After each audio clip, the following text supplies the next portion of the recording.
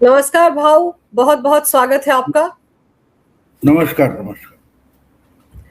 भाऊ, उद्धव ठाकरे की शिवसेना में जो बवाल मचा हुआ है, 9 सांसदों में से 6 जा रहे हैं एकनाथ शिंदे की शिवसेना में। इस पूरे मामले को आप कैसे देखते हैं? क्योंकि खबरें आ रही हैं कि अगर वो यहां नहीं आते तो उद्धव ठाकरे अपनी शिवसेना का विलय करने जा रहे थे कांग्रेस में। नहीं, वो दिखाई दे रहा है कि आप बताया जा रहा है उतना आसान नहीं है। मुझे नहीं लगता कि वो अगर अभी भी ममता की पार्टी कांग्रेस में या शरद पवार की पार्टी जो ओरिजिनली कांग्रेस है वो विलय नहीं कर रही थी तो उद्धव ठाकरे विलय करने जा रहे थे। आरोप क्या होता है, जब मुझे कुछ करना है तो उसके लिए मैं किसी ना किसी के सर पे ठिकरा फोड़ना चाहता हूँ, तो उद्धव जा रहे थे। अब इसमें से मेरा ख्याल है जो 6 में से 4 तो ओरिजिनली कांग्रेस से ही शिवसेना में आए, तो उनको क्या इतराज हो सकता है कि भाई कांग्रेस में जा रहे गलत है ये बाला साहब की या हिंदुत्व की। ऐसा कुछ नहीं, वो ब्लेम लगाने के लिए होता है। लेकिन बात यह है कि उनमें कॉन्फिडेंस नहीं रहा कि जो हमारा लीडर है वो पॉलिटिक्स करना चाहता है। ये भी हमें समझ लेना चाहिए कि अगर उद्धव ठाकरे पॉलिटिक्स करने में रिलक्टेंट है, उनको कुछ करना नहीं है, आप कुछ करके लाओ और मुझे खिलाओ, मैं कुछ करने वाला नहीं हूं। अगर ये एटीट्यूड रहा तो क्या करोगे आप उनके हाथ के नीचे काम करके अपना पेट पालना चाहोगे या उनका पेट पालने के लिए मजदूरी करोगे? उद्धव ठाकरे की स्टाइल ऑफ फंक्शनिंग, पहली बार भी पार्टी टूटी तो एक बात बार बार आपको समझ लेनी चाहिए कि उद्धव ठाकरे को कुछ भी करना नहीं है। वो पॉलिटिक्स को एसेट मानते हैं और उसकी लायबिलिटी उनको लेनी नहीं है। आप किसी भी बिजनेस करो, काम करो, नौकरी करो, जिम्मेदारी ले लो, उसमें 2 भाग होते हैं, एक होता है एसेट और दूसरी होती है लायबिलिटी। जो काम कर रहे हो उसका कुछ फायदा होता है, लेकिन उसके लिए कुछ देना भी पड़ता है। ये देना नहीं चाहते, सिर्फ लेना चाहते। अब ये जो बार बार बोलते हैं, मुझे एक समझ में नहीं आता कि मेरा बाप चोरी किया, मेरा बाप चोरी किया, तो क्या तेरे बाप ने लोगों के बच्चे चुराए थे? बाला साहब को शिवसेना प्रमुख किसने बनाया? उद्धव ठाकरे ने नहीं बनाया।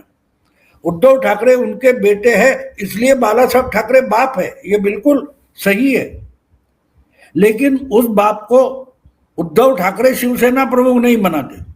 जो हजारों हजारों कार्यकर्ता युवा लड़के थे जो शिवसैनिक बनके इनके पीछे खड़े हो गए, उन्होंने उनको शिवसेना प्रमुख बनाया। तो शिवसेना प्रमुख एक एसेट बन गया। वो एसेट उद्धव ठाकरे को चाहिए, लेकिन उसके साथ लायबिलिटी आती है कि जो होप बाला साहब ने शिवसैनिकों में जगाया था वो होप जिंदा रखना और इसी के लिए पार्टी चलाना, उसके लिए जो मेहनत है वो करना। अब ये मुख्यमंत्री थे तो ये मंत्रालय तक नहीं जाते थे। 2.5 साल में कोई 2.5 दिन भी मंत्रालय नहीं जा रहे। आप सोचो, एक साइड है। दूसरी साइड ये है कि ये लोगों से नहीं मिलते, लोगों से नहीं मिलते। अब इनके ही एमएलए जो अभी मिनिस्टर भी है, संजय सिरसाट, उन्होंने खुलेआम तो एक और भोईर क्या ऐसा नाम है उनका, उन्होंने भुमरे, उन्होंने बताया कि ठीक हमारा पक्ष प्रमुख मुख्यमंत्री है, लेकिन हमारे लिए ही मुख्यमंत्री के गेट बंद थे। ये कितनी अजीब बात है। तो क्यों आपको मुख्यमंत्री बनना है? क्यों इवन पार्टी में रहने की क्या जरूरत है? हट जाओ पार्टी से। अगर उद्धव ठाकरे हट जाते तो शायद एकनाथ शिंदे भी नहीं टूटते। जिसको पार्टी चलानी है, पार्टी जितानी है या विधानसभा जीतने, चुनाव जीतने, ऐसा कोई लीडर होना चाहिए। राहुल गांधी की क्या हालत है? वो खुद नहीं चलाना चाहते पार्टी और दूसरे को चलाना नहीं देते। तो कांग्रेस की हालत क्या हो गई देखो। जो पार्टी इनके पिताजी के जमाने में 49% वोट लेकर आई थी, अब 20% पर अटकी हुई है। 29%, 28% का घटाव है।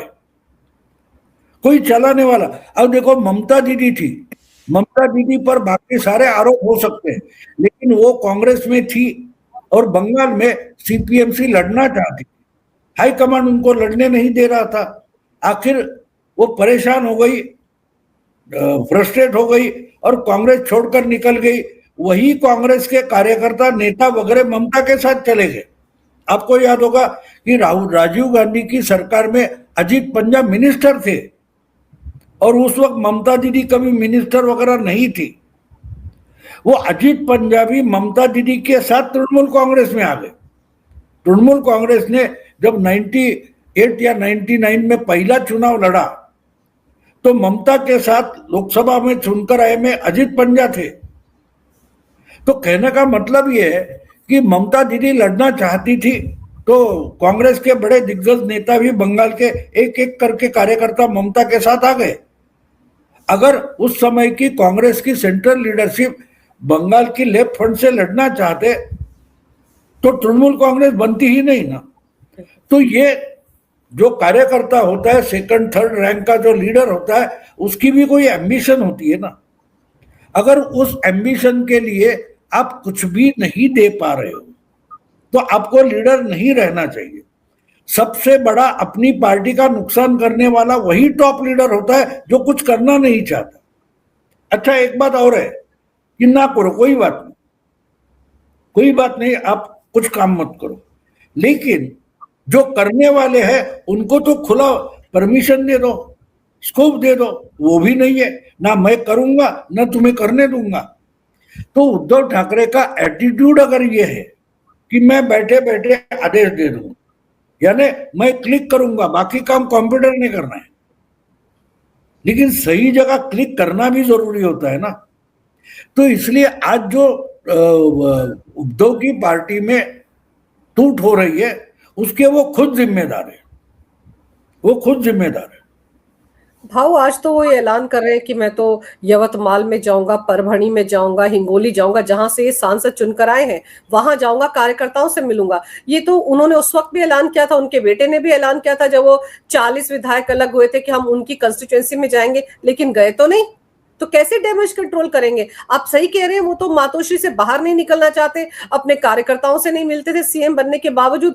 जब करना ही नहीं चाहते तो उनके सांसद विधायक तो टूटेंगे ही ना। बिल्कुल बड़बोलेपन है पूरी पार्टी के। पिछले 6-7 साल में आप देखोगे तो बड़बोलेपन चल रहा है। कल परसों कोई मराठी चैनल पर मैं गया था, वो बोले लेकिन संजय राउत के कारण तो पार्टी दिखाई देती है। अजीब बात है कि नहीं? और संजय राउत क्या बड़ा काम कर रहे हैं? हर दिन सुबह उठकर बड़बोलापन कर देते। तो पार्टी सिर्फ मीडिया में बची है, जमीन पर नहीं बची। वो मेरा इंटरव्यू था, उसमें मैंने एक बात बोली कि बाला साहब की शिवसेना और उद्धव की शिवसेना, इसमें फर्क क्या है समझ लो। मैंने 66 से लेके आज तक की शिवसेना नजदीकी से देखी है, समझिए।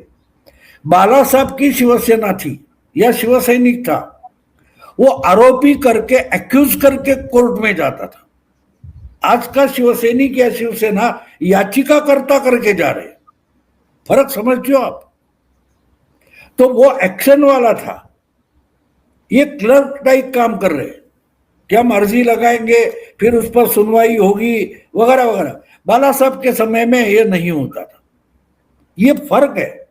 तो इसलिए उद्धव ठाकरे जैसा कोई शिवसेना चलाने आएगा तो वो डूबने ही वाली थी। कल डूबेगी, आज या परसों, लेकिन डूबना तो तय है। क्योंकि अगर नेता को कुछ करना नहीं है, बाला साहब भी घर से नहीं निकलते थे, उनको तो सिक्योरिटी के मामले थे। लेकिन एक बात थी, दिन में कम से कम 8-10 घंटे वो आने वाले लोगों से मिलते थे। वो शिवसैनिक होते थे, ऑफिस बेरर होते थे, कार्यकर्ता होते थे, आम जनता से लोग होते थे। ये कितने लोगों को मिलते? बस मैं बाला साहब का बेटा हूं, मैं मातोश्री में रहता हूं, मेरे पैर छू, ऐसा नहीं होता, ऐसा नहीं होता। और दूसरी बात है, कोरोना के समय तो ये चीफ मिनिस्टर थे, फेसबुक लाइव करते थे। अगर इनके ही एमएलए गांव गांव से कुछ काम लेकर या कोई प्रॉब्लम लेकर आ गए तो उनको मिलने वाला एक ही लीडर था जिसका नाम था एकनाथ शिंदे। तो इनके लिए पक्ष प्रमुख कौन बन गया था? जो 40 निकल गए उनको उस वक्त बहुत विपरीत परिस्थितियां थी। देहात में रहने वाले जो एमएलए वगैरह होते हैं उनको लोकल प्रॉब्लम हल करने के लिए सिर्फ सत्ता नहीं बहुत सारी संसाधन भी लगते। वो देने वाला एक ही इंसान था जिसका नाम है एकनाथ शिंदे। तो वो उसका लीडर मानेंगे क्योंकि उनको मालूम है कि जब प्रॉब्लम हो जाएगा तो हमारे लिए ये अवेलेबल है। उद्धव ठाकरे अवेलेबल नहीं है। उद्धव ठाकरे स्टेज पर खड़े रहेंगे, भाषण करते हुए मेरे पास आ जाओ, जो कुछ अपनी कंप्लेन है मुझे बताओ। और आपको कैसे बताए भाई? आप तो मिलेंगे नहीं, मीटिंग खत्म, मेला खत्म, आप घर जाके बैठो, हम आएंगे तो आपके घर का दरवाजा तो दूर है, हमको कलानगर के गेट से अंदर नहीं छोड़ा जाएगा। क्योंकि वो फोन करके पूछेंगे मातोश्री पर, क्या भाई भाऊ तोरसेकर या अंजू पंकज को अंदर छोड़ना है या नहीं? और सामने से जवाब है नहीं, उनकी अपॉइंटमेंट नहीं है। तो मैं आपको मिलूं कैसे? आपने भाषण किया है कि ये मैं सॉल्व करूंगा, वो मैं सॉल्व करूंगा, लेकिन सॉल्व करने के लिए मेरा प्रॉब्लम हमको सुनना पड़ेगा। से उद्धव ठाकरे ये बने हैं तब से एक ही हम 4 साल पहले की कंप्लेंट क्या थी? हमसे मिलते ही नहीं।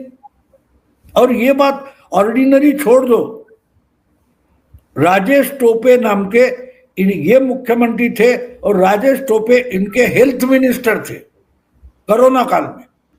और ये इधर दौड़ रहे उधर, उन्होंने बड़ा अच्छा काम किया था राजेश टोपे, पूरे महाराष्ट्र को घूम रहे थे।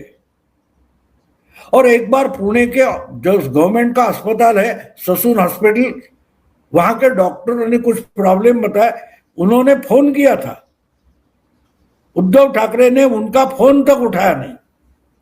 उस मिनिस्टर की उस अस्पताल में क्या इज्जत रही? और 3-4 दिन के बाद जब कैबिनेट मीटिंग थी तो उद्धव ठाकरे ने उनको पूछा 4 दिन पहले आपने फोन किया था। ये कोरोना की अर्जेंसी है, आज की नहीं। कोरोना में जो सीरियसली इमरजेंसी का मामला था उस वक्त ये 4 दिन बाद पूछते आपने फोन किया था। तो आपको पब्लिक लाइफ में रहने की जरूरत नहीं है। आप अपने बेटे को करो, चचेरे भाई को करो, किसी को भी करो। आपके पिताजी शिवसेना प्रमुख थे, उसका बहुत सारा फायदा आपको मिला है, आपने कोई काम धंधा नहीं किया है, फिर भी आप करोड़ों के मालिक है, तो उसका आपको पॉलिटिक्स में फायदा मिला है, तो वो फायदा लेते रहो ना। बाकी का जो ऑर्गेनाइजेशन है उसको जो काम करना है वो करने तो दो। अब ये बोलेंगे ये मुझे पूछा था तुमने, ये क्यों किया? ये बात बाला साहब के समय नहीं थी। गांव गांव जिले में कहीं दूर आंदोलन होता था, वो करते थे। लेकिन अगर समाज के लिए कुछ किया है, आंदोलन किया है, पकड़ा गया है, तो उसकी जिम्मेदारी बाला साहब उठाते थे, क्योंकि ये पब्लिक भले के लिए। तो ये टूटने का कारण ये है कि इनको उससे कुछ करना नहीं है, खुद को करना नहीं है और दूसरा कोई करे। आपको याद होगा उस वक्त वो सोनू सूद नाम का एक्टर है, वो मुंबई में फंसे लोगों के लिए ट्रेन का टिकट का पैसा भरता था, प्राइवेट बस का पैसा भरकर उसने अलग अलग, कहीं पंजाब का है, कोई मध्य प्रदेश का है, उनके लिए बसें छोड़ी थी। ये संजय राउत उसके खिलाफ बोलते थे और बोले ये काम मुख्यमंत्री को पूछे बगैर क्यों किया? अरे लोगों को, आम जनता को मदद करनी है तो चीफ मिनिस्टर को पूछना पड़ेगा, शिवसेना को पूछना पड़ेगा। यानी जो काम गवर्नमेंट का है वो गवर्नमेंट नहीं कर रही है, चीफ मिनिस्टर नहीं कर रहा है, पावर में बैठी पार्टी नहीं कर रही है, और कोई आम आदमी कर रहा है, उसमें अड़ंगा लगाते थे। क्यों शिवसेना हार गई है, इसका यह सबसे बड़ा जवाब सोनू सूद है। इन्होंने इतना उसके खिलाफ बोला था और एक दिन सोनू सूद मातोश्री पर गया, तब संजय राउत बोलता है हाँ उनको अब सही एड्रेस मिल गया। अरे जाने की जरूरत क्या है? कोई आप वो काम नहीं कर पा रहे, दूसरा कोई कर रहा है, तो उसमें अड़ंगा। और यही बात आम जनता की नहीं, ये शिवसेना की भी बात है। शिवसैनिक भी उसका अनुभव करते थे ना कि ये खुद कुछ नहीं करते, एक बड़बोला रखा है, तो हम कहां जाए। तो वो जो एकनाथ शिंदे के पास जाते थे, उनकी एकनाथ शिंदे के साथ एक निष्ठा और लॉयल्टी बन गई, तो वो गद्दार है। अजीब बात है, इनका शब्दकोश, इनकी डिक्शनरी ही अलग है। शिवसेना शुरू हो गई वो पब्लिक सर्विस करने के लिए थी। बाला साहब के शुरू के भाषण मैंने सुने कि वो मराठी में हम उसको राजकारण बोलते, तो राजकारण बोले, राजकारण म्हणजे गजकरण, यानी खुजली की बीमारी। गजकरण मतलब रिंग वर्म जो उसको बोलते हैं अंग्रेजी में, तो राजकारण म्हणजे गजकरण, यानी ये खुजली की बीमारी है, ऐसा बाला साहब बोलते थे। फिर जब वो पॉलिटिक्स में आ गए तो बोले 80% सोशल वर्क, 20% पॉलिटिक्स। आज उसमें से 10% भी सोशल वर्क बचा नहीं, और दूसरा कोई करेगा तो हम टांग अड़ाएंगे। इससे शिवसेना उद्धव के समय में पिछड़ दी गई, और इसका परिणाम अगर जो है आपके साथ, उनको अगर उसमें भविष्य नहीं दिखाई दे रहा है तो वो चला जाएगा। भाव, संजय राउत के बयान भी तो आप देखो ना, गालियों पर गालियां देते हैं, प्रेस कॉन्फ्रेंस करते हैं। ऐसी गालियां ही जब एकनाथ शिंदे के साथ 40 विधायक तब दी थी उन्होंने, आज भी गालियां दे रहे हैं। तो उनकी भूमिका भी तो सबसे बड़ी रही है शिवसेना, जो बाला साहब ठाकरे की शिवसेना थी उसको तोड़ने में, और अभी भी जो है उनके पास उनको भी भगाने में। क्या ये बात देखो, उनको रखा किसने, किसने रखा है? गलत बयानी के बाद अगर पार्टी का नुकसान हो रहा है, फिर भी आप उसको संभालते रहोगे, और जो काम के वो भगते तो भागने दो। तो संजय राउत की गलती नहीं है ना। एक बात आप समझ लो, आपके घर पर राष्ट्रपति आ रहा है, प्रधानमंत्री आ रहा है, या कोई भिखारी आ रहा है, ये अकल आपके पालतू कुत्ते को नहीं है। वो आएगा, उस पर भौंकेगा। तो ये आपको देखना पड़ेगा कि ये किस पर भौंक रहा है, इसको कहां पीछे खींचना है। अगर नहीं खींचोगे तो आपके दरवाजे पर लक्ष्मी आएगी, प्रधानमंत्री आएगा, राष्ट्रपति आएगा, और तुमको नालायक बोलकर निकल जाएगा। किस्मत ऐसे ही होती है, तो आप उसको नहीं रोकोगे तो आपकी किस्मत को आप भगा रहे हो। तो उसका मैं उस कुत्ते को ब्लेम नहीं करूंगा, गलती उसकी नहीं, उसकी आदत है, उसका नेचर है। वो चोर और इसमें फर्क नहीं समझ पा रहा है, तो कुत्ता तो ये समझ नहीं पाता। उसका पालने वाला जो मालिक है उसको समझना चाहिए कि कहां कुत्ते को बांध के रखना और कहां छोड़ना है। तो संजय राउत को मैं ब्लेम नहीं करता। पर भाऊ, जैसे संजय राउत के साथ बड़ा प्यार है उद्धव ठाकरे को, वैसे ममता बनर्जी अपने भतीजे के चलते डूब रही हैं।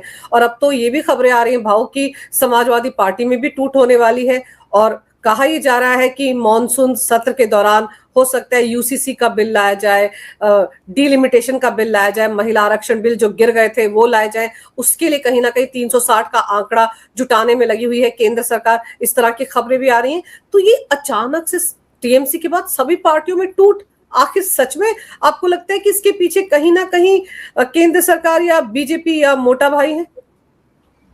हाँ, वो तो होते हैं। देखो, इसी को तो पॉलिटिक्स बोलते हैं ना, इसी को तो पॉलिटिक्स बोलते हैं। पॉलिटिक्स प्रेस कॉन्फ्रेंस से नहीं चलती, कैमरे के सामने बकैती करके पॉलिटिक्स नहीं चलती। पॉलिटिक्स जो होती है वो पर्दे के पीछे चलती है। आपको दिखाया कुछ जाता है और बनाया कुछ जाता है। ये आपको हम 1 घंटे का वो कौन बनेगा करोड़पति देखते, तो एक्चुअली उसका शूटिंग तो 4-6 घंटे चलता है ना। तो हम देखते हैं उसको ही, हम करोड़पति प्रोग्राम नहीं समझते, हमको भी मालूम है।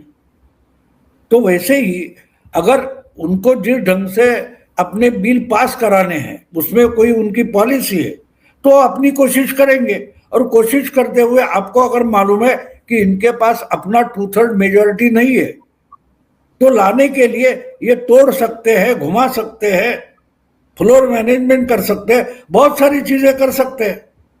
तो आपको सावधान रहना पड़ेगा ना। आप अगर आपकी भेड़ बकरियां चराने के लिए जंगल में ले जाते हो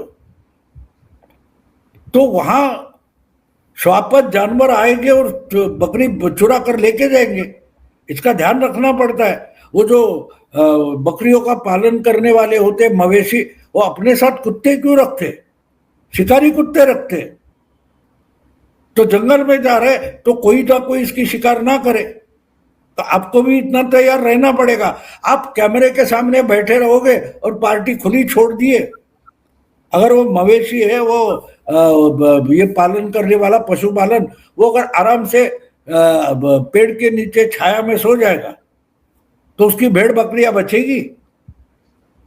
तो ये हर पार्टी का काम होता है, आपको ये करना है, अलग अलग तरीके से अपने लोग हैं उनको बचा के रखना है।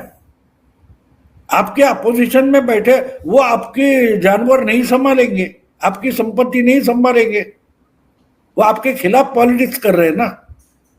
तो नहीं नहीं ये नैतिक नहीं है। अरे पॉलिटिक्स में कुछ नैतिक नहीं होता, पॉलिटिक्स में मॉरल वगैरह कुछ नहीं होता।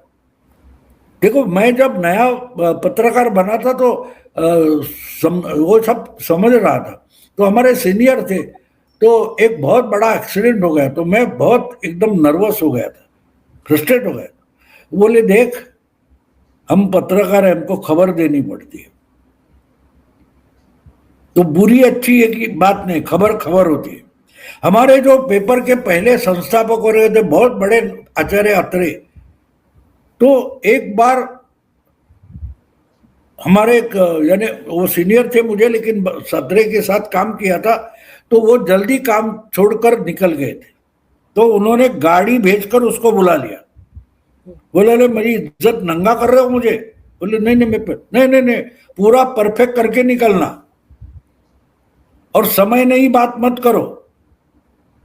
मैं भी मर गया तो आचार्य अत्रे का निधन हुआ, ये सबसे पहली खबर हमारे पेपर में होनी चाहिए। तो यहां तक जो होता है, तो मॉरल क्या होता है, मॉरल क्या होता है, मॉरल कुछ नहीं होता। पॉलिटिक्स में लड़ाई है, पॉलिटिक्स माने लड़ाई है, उसमें मॉरल नहीं होता। अरे साहब को मैंने तलवार मारी, वो घायल हो गया, जख्मी हो गया, तो मैं लड़ाई रोक कर क्या उसको उसकी मलम पट्टी करूंगा? नहीं करूंगा। तो ये बात समझना चाहिए।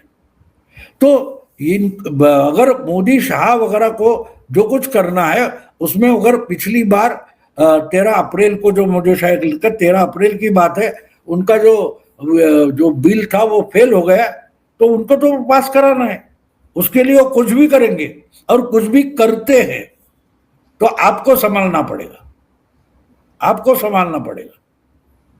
भाव अपनी पार्टी ये लोग संभाल नहीं पा रहे हैं, आरोप लगाते हैं मोदी शाह पर वो भी तो राजनीति करने के लिए आए हैं। और दूसरी तरफ अगर हम राहुल गांधी की बात करें भाव, तो वो अपने लीडर्स को उन्होंने खास हिदायत दी है कि वो मुसलमानों से जुड़े मुद्दों को जोर शोर से उठाएं, माइनॉरिटीज के नहीं, सिर्फ मुसलमानों से जुड़े हुए मुद्दे। तो इससे क्या समझा जाए भाव, ये वही कर रहे हैं जो पहले से करते आए हैं, और फिर जब हारेंगे चुनाव तो कहेंगे वोट चोरी हो गए। नहीं नहीं, राहुल गांधी सीरियस पॉलिटिशियन नहीं है, वो पिकनिक के लिए आते हैं। तो वो क्या बोले क्या करे इस पर देखो, हम पिकनिक को क्यों जाते हैं?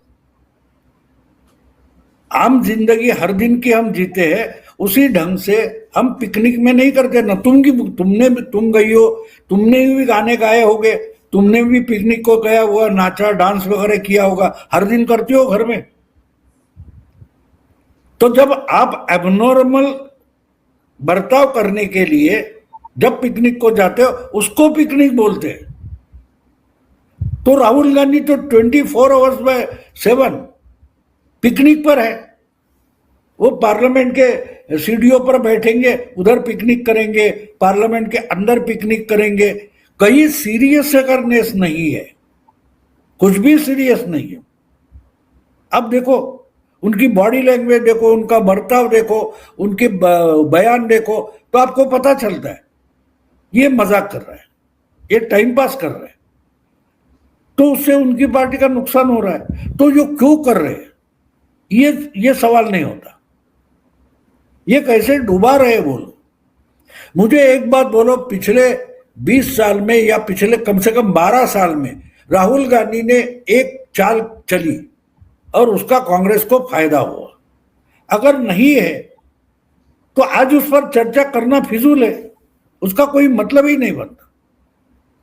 अगर एक दिन राहुल गांधी ने कुछ सही बात की तो मुझे चक्कर आ जाएगा, क्योंकि ये लॉजिक में बैठने वाली बात नहीं है। मुझे कभी कभी अजब लगता है कि राहुल गांधी अपने हाथ से अपने मुंह में ही खाना डालते, ये भी अजीब बात है। जैसे हम बच्चे देखते कि पैर का अंगूठा भी मुंह में डाल देते, तो राहुल गांधी आज की उम्र में 56 में ऐसा करे तो मुझे बिल्कुल अजीब नहीं लगेगा, क्योंकि वो 56 साल का बच्चा है। जो कर रहा है उसका सीरियसनेस उसको पता ही नहीं है, पता ही नहीं है।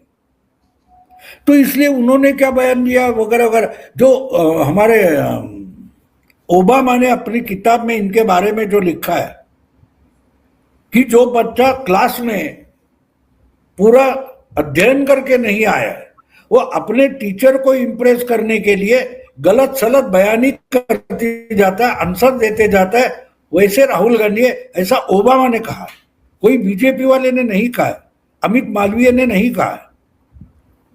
तो इन पर कितना बोलना, क्यों बोलना, जरूरी नहीं लगता मुझे, सीरियसली लेने की जरूरत नहीं है।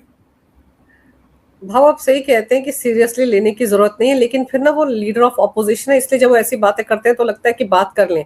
लेकिन चलिए भाव, अभी देखते हैं कि उद्धव ठाकरे की शिवसेना में क्या होता है। उद्धव सच में यवतमाल हिंगोली जो यात्रा करने के लिए जा रहे हैं 27, 28, 29 जून को, ये होती भी है या नहीं, या फिर से वो एक लॉलीपॉप थमा देते हैं? दूर की बात मत करो, जब 22 के बाद उन्होंने तय किया था कि मैं पूरा महाराष्ट्र घूमूंगा और उसकी शुरुआत ठाणे में टेंबी नाके से करूंगा और कोल्हापुरा महाराष्ट्र घूमकर कोल्हापुर के बिंदु चौक में आखिरी मीटिंग लूंगा। वो टेंबी नाका के पहले मीटिंग तक नहीं गए, पहली मीटिंग ना आदित्य ठाकरे गए ना संजय राउत गए। वो जो प्रबोधन यात्रा होने वाली थी उसकी शुरुआत जगह वो जादव हमारा है वो, फिर भास्कर जादव और सुषमा अंधारे ने की थी। फिर 3-4 मीटिंग के बाद जादव भी जाना बंद हो गया। फिर सुषमा अंधारे ने कुछ 10-12 जगह मीटिंग करी और प्रबोधन यात्रा कब खत्म हो गई किसको पता नहीं। उद्धव ठाकरे वहां गए तक नहीं। तो यवतमाल तो बहुत दूर की बात है, टेंबी नाका ठाणे में है, ठाणे में है, जहां एकनाथ शिंदे की ओरिजिनल शिवसेना शाखा है। तो ये क्या जाएंगे, वो शायद भूल भी गए होंगे कि परसों उन्होंने क्या बोला है। इज नॉट सीरियस बाऊ, लेकिन अगर सच में बची खुची शिवसेना जो उनके हाथ में उसको बचाना है तो कुछ हाथ पांव तो उनको मारने पड़ेंगे। अब सच में वो घर से बाहर निकलते हैं, मातोश्री से निकलते, इस पर भी सबकी नजरें रहेंगी। लेकिन भाऊ, आपने समय निकाला, बहुत विस्तार से महाराष्ट्र की राजनीति से जुड़ी इस खबर पर बहुत गहरी जानकारी मेरे दर्शकों को दी। आपका बहुत बहुत धन्यवाद। नमस्कार।